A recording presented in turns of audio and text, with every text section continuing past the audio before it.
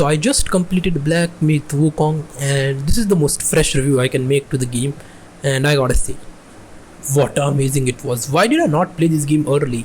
It was such a great experience. So this review, I'm just gonna talk about everything that I liked and very few things that I disliked about the game.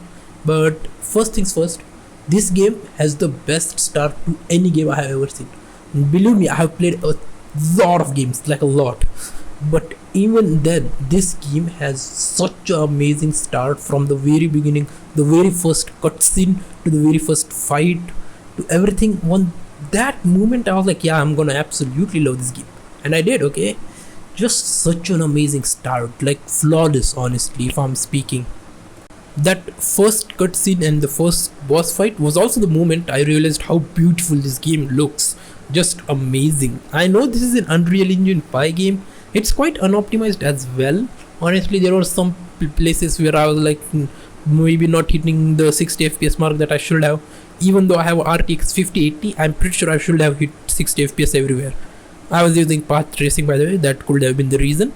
But yeah, aside from that, this game was visually amazing looking, and that first cutscene is probably the best it looked throughout the entire game.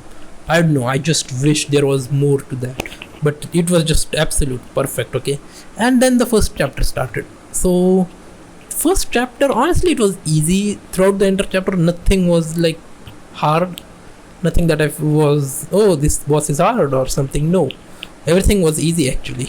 Even the final boss, he gave me a little bit of struggle, but not a lot. So I will say one of the easiest start, but also pretty good since it's teaching you everything that you need to know about the game. So yeah, a good start to a game for teaching stuff. And then the chapter 2 started. So the thing is, chapter 2 was the hardest, and it's where I struggled the most actually. Since chapter 1 was so easy, I was still getting used to a few things, and I actually ignored few mechanisms, and that's probably the reason I like struggled that much with chapter 2. I did not struggle with chapter 2 throughout the entire time. Okay, I only struggled to the final two bosses, Tiger Vanguard, which was to me quite hard honestly, and then after Tiger Vanguard it was the Yellow Wind Siege, both of which took 3 hours each. Okay, by the way, that's like 6 hours or something in just chapter 2, which is a lot. Both of those bosses took me a lot longer than they should have. Tiger Vanguard was the first challenge the game threw at me, and he was a good fight. I will not complain, not a single complaint about that boss fight. Amazing fight, hard but manageable. If I go back now, I will pretty easily defeat him, but that's the entire point. He was hard when I first defeated him. And then he gave me the ability Rock Solid. Just gotta say, probably the best ability I got throughout the entire game. I absolutely loved using it to deflect everything. Okay, after I defeated him, Yellow Wind Siege is... I'm kind of split on the boss. On the one hand, I liked the first phase and the second phase of the boss. It was not bad. But the third phase where there's a tornado, okay, that is where I crossed the line. I hated that tornado thing. It just made me not fight that boss or that much. Like, it was annoying. Like, whenever I got to hit the boss, it was just that thing that came in middle and threw me away out of the loop and all that.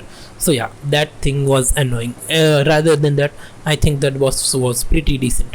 But that was the end of the chapter 2. Then started chapter 3, which was huge, by the way. I got lost so many times in that chapter. Extremely huge, but it was also fairly easy, nothing that challenging. Even the final boss that I heard was pretty hard for two people, the Yellow Crown or whatever he was called. He was also pretty easy to me actually, but aside from that, I don't think there's anything in chapter 3 that I struggled with. But chapter 3 had some pretty good bosses, especially the dragon boss. I liked how he looked visually, and yeah, pretty good chapter and pretty big, but also quite easy. And then came in chapter 4. Oh, okay, I don't like chapter 4. This is just this was the least enjoyable part for me. I don't know why chapter 4 exists. I hate it. So first of all, something about me, I don't like spider. Spider-Man is my favorite superhero of all time, and yet I hate spiders the most. I'm also scared of spiders, by the way. So you can already see where this is going. The entire chapter 4 is resolved around spider, so I don't like that. And then came in the worst boss fight in the game, and one of the worst boss fight I've ever had in gaming. That big boss fight, that zoo or whatever he was called. Oh my god, so bad. Genuinely, I despise. I spent like 2 hours or something on that boss. Just so bad. I genuinely wanted to quit because of that boss. Not because he was hard, but annoying because I was unable to dodge. I was unable to use rock solid. I was basically forced to do everything that I had not done to this point, and I also absolutely hated not being able to dodge. This game resolves entirely around dodge, and every single time in this game when my dodge was slowed down, I hated that. And this boss fight, entire boss fight, my dodge was slowed down. Just, oh, why does he exist? This was the part that I think was least enjoyable for me. And then throughout the chapter 4, I don't think there was anything that bad, but then there was the final boss, which was also a bit annoying since in his second phase he just makes that electrical field and the dodge also gets slow. I genuinely hated that. I just went back, got the required item to beat him, that extra stuff. I got defeated the Dusk Wheel boss. He was much easier than him. Defeated him, got the item, and came back to fight him. Defeated him first try. But man, the dodge system was pretty annoying to work with in this entire chapter actually. But I like few things out of the chapter, but overall this is the worst part of the entire game.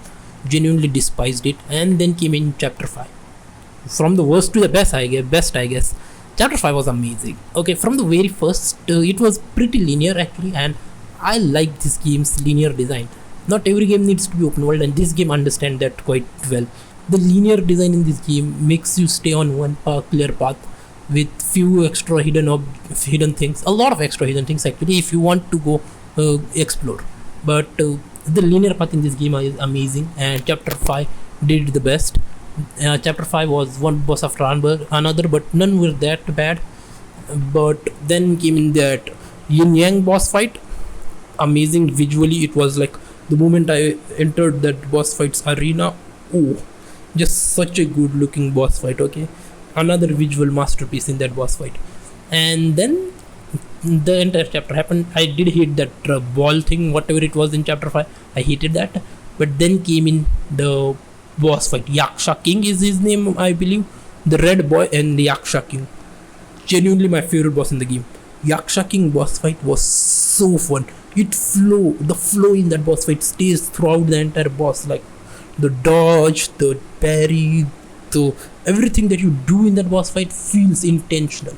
Just such an amazing boss fight. Even the move that like one shots every time, just that, even that move was something that I thought was pretty well designed, because it delays the attack for just enough seconds that it makes you want to dodge early, and it destroys you every time. But even then, I like this boss fight a lot. Most likely my favorite boss fight in the entire game. Just amazing. Okay, and that's it for chapter 5, I think. But I will say chapter 5 was when I realized I have been playing the entire game under leveled. Like when I defeated Yaksha King, I was at level 60 or 65 something, and then I looked up online on what level I should be and what levels are recommended. I was under leveled the entire game by like 20 to 30 levels, which I wouldn't mind because nothing was too hard till that point anyways. After that the game was not hard, a little bit hard, but nothing I'll say was hard, so I was like okay with it. I didn't struggle all that much. And then came in chapter 6. Okay, this is the chapter which I absolutely loved, but it has some downfalls. Okay, some things that I actually did not like. So the very first boss fight, the inspector or whatever he was called, he was such a okay boss. I wanted to hate him, but he wasn't too bad, so I was like yeah, okay, I don't hate him but don't like him either. Just annoying a little bit. Okay, and then the deer fight. Oh god, I hate that boss. Another boss that I hate. Okay, first of all, when I started chapter 6, after defeating the inspector, I went around, defeated the rhino, got that cicada thing, defeated him as well, and then I wanted to progress, but that deer was compulsory. I was like yeah, I will beat him. He wasn't too hard. I did beat him fast, but oh was he annoying, super annoying. Just hated that boss fight, especially the tornado thing. I think there was like something of a counter to it. I don't know, I did not get that counter, but just hated the boss fight because every time I was getting close to him, he was throwing me away, and every time I was attacking him with charged heavy or just normal attack, he was just jumping back. Just genuinely hated that. Oh, so annoying. Okay, I hate that boss fight honestly. But after once I defeated him, that grasshopper fight was not too bad. I defeated him fairly quickly, and then the entire chapter was just running from one place to other. Then came in the stone monkey, which was also pretty easy. Like it was really easy. I defeated him first try. Then came in the great siege. Oh, such a fabulous boss fight. This is the boss fight that I will name the most disrespectful boss fight in gaming. I would like to make an entire video on just his boss fight, but I will probably just make a short. But this is the most disrespectful boss fight in gaming. The way he just pauses the time in middle of battle, the way he just hits you every single time, the way he can stop you, the way he uses rock solid himself, and that cutscene where he just throws you, just everything about him is just so disrespectful. He's just amazing. I truly understood why people called this one of the best boss fight in gaming. I think I still like the what was his name? Yaksha King. I think I like his boss fight a little bit more, but I still absolutely love this boss fight. The Great Siege fight is so good. Oh, it might be better than the Yaksha King actually. Just such a good boss fight, okay? And I did not get the true ending. I was planning to get it at start, but then I figured out it was extra stuff, and I also figured out that that boss fight, the other boss fight that we have to fight to get that ending, is hard and annoying. So I did not wanted to do that. So I did not bother getting the true ending, which some people might consider I did not complete the game, but I don't really care. I played the game my way, and I enjoyed it in my way. I absolutely loved the game, by the way. And here then comes in the few things that I did not talk about so far. One being the combat of the game. Fantastic, such a fun combat, one of the best combat system actually. And the dodge system is probably the best dodge system I have seen in gaming ever. Just amazing, boss. The dodge is just so perfect. The perfect dodge thing in this game is perfect actually. This is what I will say is the perfect rival to Sekiro, because Sekiro is perfect parry while this game is perfect dodge. Just such a counterpoint games. Sekiro is also short, this game is huge.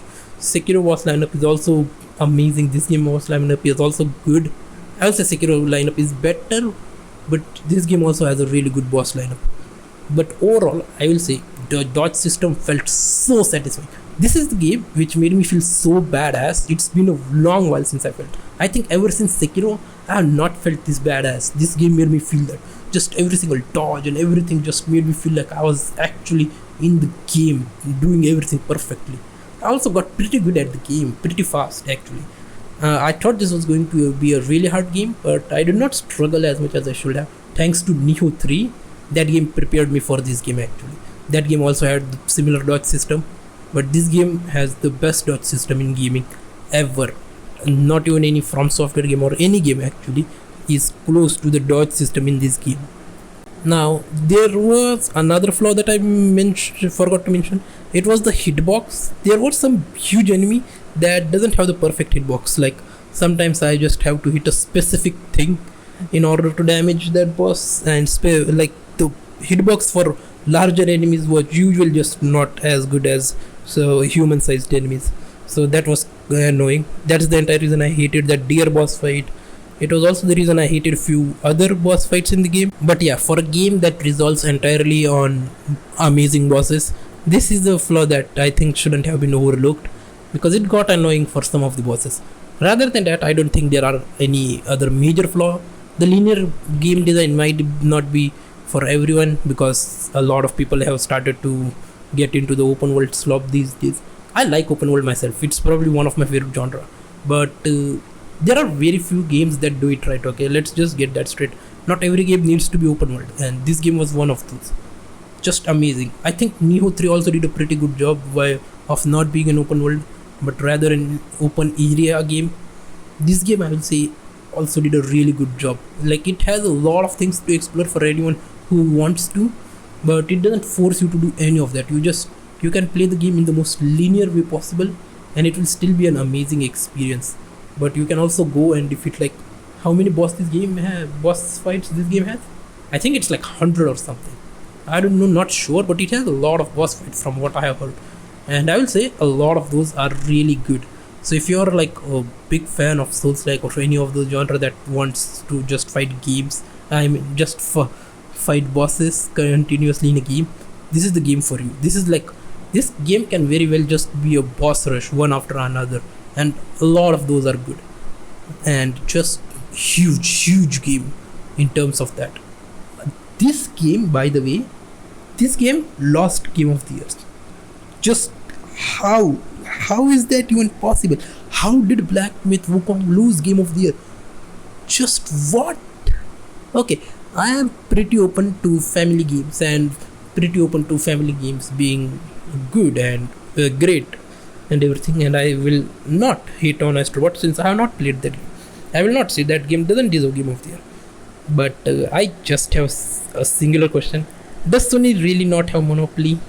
Because this game lost is just insane to me. No matter how good Astrobot 2 could have been, I don't think it was as good as Black. It could never have been as good as Black Myth Wukong was. Okay, let me just get that thing straight. It was like same situation with 2018, where no matter how good God 4 was great and fantastic, by the way, no question. But Red Dead Redemption losing to it is still insane to a lot of people. So yeah, this game kind of insane that this it didn't win Game of the Year. But to me, this was definitely the Game of the Year for 24 now. I wish to play few more games now, so just gonna go back. Probably next game I will play will be Replaced. It's coming out pretty soon, and then Pragmata. I'll make review on every single one of those. If you enjoyed this video, please do make sure to like, share, and subscribe.